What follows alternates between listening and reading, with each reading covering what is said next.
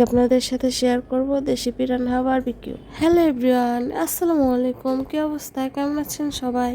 প্রথমে একটি মাছকে ভালোভাবে কেটে ধুয়ে তারপর একটি ছুরির সাহায্যে এভাবে কেচে নেব, যাতে সমস্ত মশলাগুলো মাছের ভিতরে ঢুকে যেতে পারে।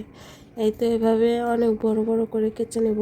এরপর একে একে সমস্ত মশলাগুলো দিয়ে দিব। প্রথমে মরিচের ফাঁকি, হলুদের ফাঁকি, আদা ফাঁকি, এরপর গরম মশলা, গোলমরিচের গুঁড়া, চিলি ফ্লেক্স, পরিমাণ মতো সয়া সস, টমেটো সস, এরপর বারবিকিউ সস, এরপর পরিমাণ মতো লবণ আর এক ফালি লেবুর রস চিপে দিয়ে দিব।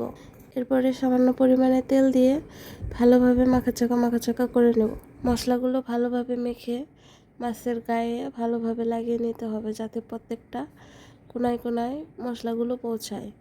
এরপর মাখানো শেষ হয়ে গেলে 30 মিনিটের জন্য ম্যারিনেশনে রেখে দেব। 30 মিনিট হয়ে গেছে। এখন ফ্রাই প্যানে তেল গরম করতে দিয়েছি, এর মধ্যে মাছটি দিয়ে দেব।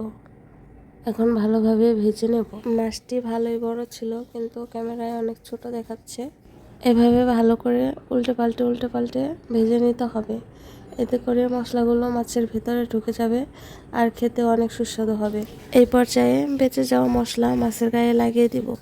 এতে করে মাছের বারবিকিউর স্বাদটা আরও দ্বিগুণ হয়ে যায়। মাছের বারবিকিউ খেতে কে কে পছন্দ করেন অবশ্যই কমেন্টে জানাবেন। আর আমার এই রেসিপিটা ফলো করে একদিন হলেও বাসায় বানিয়ে খেয়ে দেখবেন। এডিট করতে বসে এখন আবারও খাওয়ার ইচ্ছা করতেছে। এখন যাই হোক, টাটা বাই বাই, আল্লাহ হাফেজ।